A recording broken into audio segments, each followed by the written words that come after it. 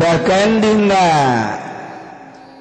hadis nu diriwayatkeun ku Ibnu Abbas ti Kangjeng Nabi Muhammad sallallahu alaihi wasallam saur Kangjeng al-yaumul ladzi ghafarallahu fihi li Adam alaihi salam awalu yaumin min dzulhijjah mun hayang nyaho Kangjeng Nabi Adam di surga digoda ku iblis kagoda eta mah sabab doang supaya aya urang di dunia mun nyana di akhirat bae di ditu di surga atuh moal aya Jokowi moal aya Megawati moal aya si eta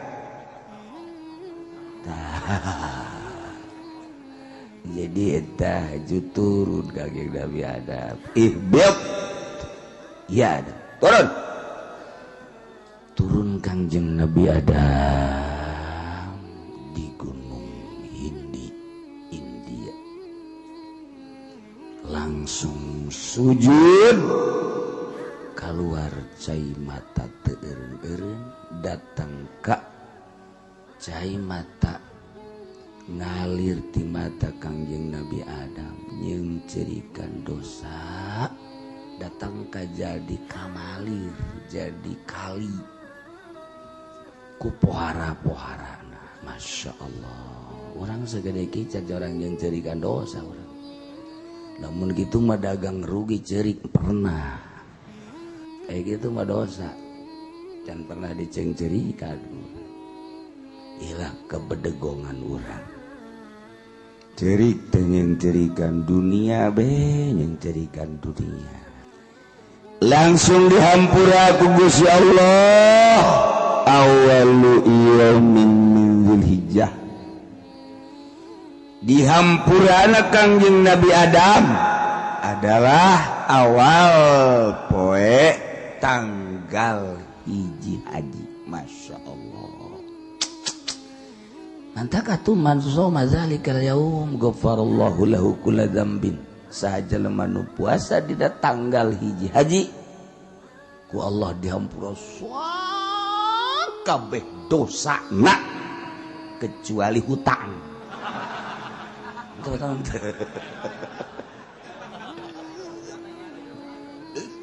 hutang dihampura mah tumina urang parwasa bae geus kudu dibayar tong hak adami.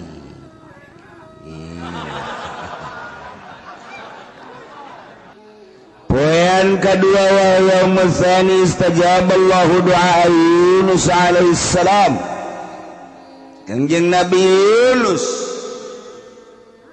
diutus ku Gusti Allah di negara Nainaw bagian Baghdad Barat tenurut umatna eueuh hiji-hiji acan nu nurut eueuh hiji-hiji acan tamah Masya Allah Yunus Allah deh urusan awak siapa Yunus Masya Allah Kangjeng Nabi Yunus dalangsa nah Gusti ai kieu teuing mah abdi dakwah unggal poe kana caci maki bae ti masyarakat abdi rek berangkat indit tinggalkeun umat berangkat tanpa konfirmasi jeung Allah kuduna kan eta mentah heula petunjuk ka Allah Gusti umat kos kieu abdi di dieu bae apa indit kan gitu kuduna iman teu kesal nya kesal aduh itu jangan contoh maksudnya mah jangan contoh urang berangkat kulantaran tanpa petunjuk ti Gusti Allah nyana berangkat ninggalkeun umat naik kapal datang ke tengah-tengah laut oyang kapal wah beh kaget keputusan nahoda jeung awak-awak kapal bahwa ieu mah kudu diundi lantaran aya jelema anu mah hiwal ka pangeran sasanu engke undianna keluar eta kudu dibalangkeun ka laut setuju atau tidak setuju Kangjeng Nabi Yunus teh aing asana ieu Geus beda rarasaannya lagi. Koslok keluar Yunus. 3 kali mangkani. Koslok deui, keluar Yunus. Tuh, cek aing bener wae. Ka 3 kali cek jana pasti aing deui. Kocok Yunus.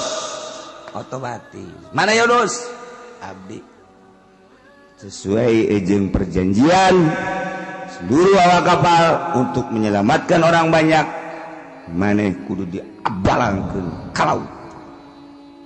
Cek Yunus ya mau tidak mau lah. Balangkeun ka laut. Pulang. Cek Gusti Allah, hei lauk nun. Capok usia, awas. Ulah datang ka lecet seketika aja. Ulah ngagetkeun sia caplok. Yunus di jero lauk. Ya Allah, nya poe. Nya pengap di jero teh. Bisa napas teh lamun lauk calangap. Poe. Di jero lauk atuh. Wiridan ya la ilaha illa anta subhanaka inni kuntu minadz zalimin la ilaha illa anta subhanaka inni kuntu minadz zalimin la ilaha illa anta subhanaka inni kuntu minadz. Tah diijabah doa Kanjeng Nabi Yunus, diijabahna tanggal 2 haji. Masya Allah, mantap. Dikeluarkan fa akhrajahu min batnil hut. Keluar Kanjeng Nabi Yunus, disemprotkeun ku lauk, srot di negara nenawa pinggir laut. Langsung sakumaha orok mah Kanjeng Nabi Yunus. Orok leket teh itu tanaga. Tah eta tanggal 2 pakai panjang teh ditafsir. Ieu mah man shoma zalika yaum kana kaman abadallaha ta'ala sanata. Man soma sahaja lemanu puasa dina poe eta tanggal 2 sarua jeung ibadah ka Allah satahun lam yasillah ti ibadati torpatain sarua jeung ibadah satahun teu pernah maksiat sakicep-kicep acan. Tanggal 2 tah. Masyaallah. Poean katilu istajaballahu fi du'a Zakaria alaihi salam. Dina poean katilu Gusti ngaijabah kana doa Kangjeng Nabi Zakaria alaihi. Kangjeng Nabi Zakaria rek dibere anak padahal geus kolot. Cirina Gusti sok bae maneh ngadoa. Doa terus-terusan cirina di mana-mana geus teu hayang ngomong 3 poe 3 peuting bakal dibere. Tah 3 poe 3 peuting bener Kanjeng Nabi Zakaria teu hayang ngomong sama sakali jeung jelema teh. Teu hayang we. Izin. Udah ada tak resep-resepna ngomong jeung Allah. Indah jasa. Tah tanggal 3 eta kajadianna tanggal 3 haji. Numantak man shoma dzalikal yaum istajaballahu du'aahu. Saha jelema nu puasa dina poean katilu haji Allah bakal nyubadanan kana doana. Tah mun hayang diijabah doa puasa tanggal 3. Ya Allah ya Rabbi abdi dagang kieu bae. Dagang mah dagang di modalan ambruk deui cak Allah tubungan sia tolong kunaon teu make aturan dagang ditaulah ngeridit ditaulah make duit bang sia mah bang bae geus goblok sia mah tolong. Namun sia bener dijabah ku aing dijabah ku Allah asal urang bener. Poean kaopat al-yaumul ladzi wulida fihi Isa alaihi salam. Kangjeng Nabi Isa dilahirkan di Bethlehem. Di Bethlehem kuari teh Baitul Lahmin urut Kangjeng Nabi pernah waktu rek Mi'raj teh kadinya ke Bethlehem. Kuari teh Aqsa belah dia di Bethlehem. Tah eta tah di dinya tah. wah orang Nasrani nu kadinya terus-terusan Yahudi Nasrani tah eta teh tanggal 4 dilahirkeun Kangjeng Nabi Isa alaihi salam 4 haji nu madak man shoma zalikal yaum nafallahu anhul ba'sa wal faqra sajelema nu puasa dina poe eta Allah bakal dileungitkeun seluruh kasusah jeung kabingung jeung kapakir ya Allah asana ieu bae nu poe ieu nu pantau ieu mantap oh parah ieu tanggal 4 bae ya Allah ya Rabb bahkan tambah nafakana yaumul qiyamah masafaratul bararatil kiram ke di poe kiamah dibarengkeun jeung nu bararagus jeung nu marulia para rasul, para nabi, para wali, para syuhada. Nah hiji ka dinya. Ya Allah, ieu tanggal 4 pohara. Insyaallah. 5. Wa yaumul khamis yaumul ladzi wulida fihi Musa alaihi salam. Tanggal 5 haji hari kelahiran Kangjeng Nabi Musa alaihi salam. Kangjeng Nabi Musa dilahirkan tanggal 5 haji langsung dipiceun ke Bengawan Nil tanggal 5 haji atas perintah Allah saat Fir'aun biadab selalu membunuh orok lalaki tapi justru datang ke istana Fir'aun ke kawasan Allah bahkan udah kabunuhnya anak dek merangannya man shoma dzalikal yaum bari minan nifaq aw min azabil kubri sajelema nu puasa dina tanggal 5 haji bakal aman merdeka tina panyakit nifaq jeung tina siksa kubur masyaallah genap wal yaum as-sadisu al yaum alladhi fatahallahu ta'ala li nabiyhi fihi al khair poean kagenep poean Allah ngamenang-menangkeun ka nabi ngabukakeun dina poe eta kahadean kabagusan dibuka kunci kebaikan poe eta dumandak bangsa mahu jelema nu muasaan poe tanggal genep haji yanzurullahu ilaihi birrahmah fala yu'adzabu ba'dahu abadan bakal dilirik ku Gusti Allah ditinggalikeun dengan penglihatan rahmat di kucuran rahmat sehingga orang bisa terlalu ngadungsek-dungsek kana dunia ditinggalian mata hati orang teh ka akhirat ka jelema dedeuhnya atuh ibadah ge mantep sehingga moal disiksa terus datang ka yaumul qiyamah oh mantepnya asa tuh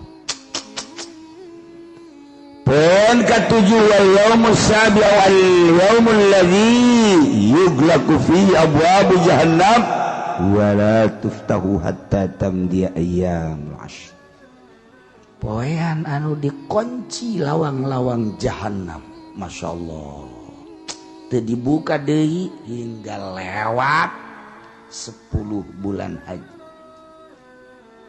dikunci tanggal 7 bulan haji jahannam seluruh pintu Allah karim kayak dibuka setelah tanggal 10 mantap man shamahu sahajelema anu puasa tanggal 7 bulan haji aglaqallahu anhu salasina baban minal usri wa fatahalahu salasina baban minal yusri dikunci 30 lawang kesulitan dikunci dibukakan lawang-lawang kemudahan lawang kebahagiaan tanggal 7 bulan haji wah Masya Allah tanggal 8 poe tarwiyah wa yaumus tsaminu al yaumul ladzi yusamma yaumat tarwiyah imah puasa anu digararan puasa tarwiyah. Nah anu man somahu saha jelema nu puasaan poe tarwiyah utiya minal ajri ma la ya'lamu illallah, bakal diberi ganjaran nu urang teu meunang nyaho. Gede-gedena ganjaran beusi kaget nu nyaho nangan Allah bae geus. Oh, poean ke-9 disebut poe Arfah wal yaumut tasi' yaumul ladzi huwa yaum Arfah. Nah nu karumpul jelema di Arfah kabeh tadarru takarrub ka Allah dengan 2 helai baju, teu mawa dunia, teu mawa jabatan, teu mawa pangkat, jauh ti lembur, ti anak, ti incu, ti pamajikan, ti imah, ti dunia, harta, mobil, kabeh eueuh hiji be nyana jeung Allah. Deuk kumaha teh diijabahna tuh. Ya urang ge lamun di dieu bisa kitu mah teh cepet diijabahna. Urang mah jangan ngadoa teh nararempel pan di hate teh motor, mobil, kakareta-kareta aya di jero. Masya Allah, tah kudu dicoplokeun cara urang di Arfah. Bajuna singkirkeun, motor mobil singkirkeun, imah ulah aya di hate, pamajikan anak singkirkeun kabeh, jabatan kabeh hiji we urang teh kahiji kaduana Allah. Seakan urang hirup duaan jeung Allah nu sejen ngontrak kabeh. Tuh karak mantep. Tah poe Arfah. Man shamahu kana kafaratan lis sanatin madiyah wa sanatin mustaqbalah. Jelema nu puasaan poe Arfah, puasa tersebut bakal jadi kafarat, ngaparatan dosa satahun ka tukang, satahun ka hari. Boh, ka tukang dosa-dosa urang satahun dihampura, nu ka hareup dosa-dosa urang ge dihampura. Poe Arfah lain lalagaan. Masya Allah. Sebab poe ieu lah diturunkeun ayat al-yauma akmaltu lakum dinakum wa atmamtu alaikum ni'mati wa raditu lakumul islama dina. Selesai.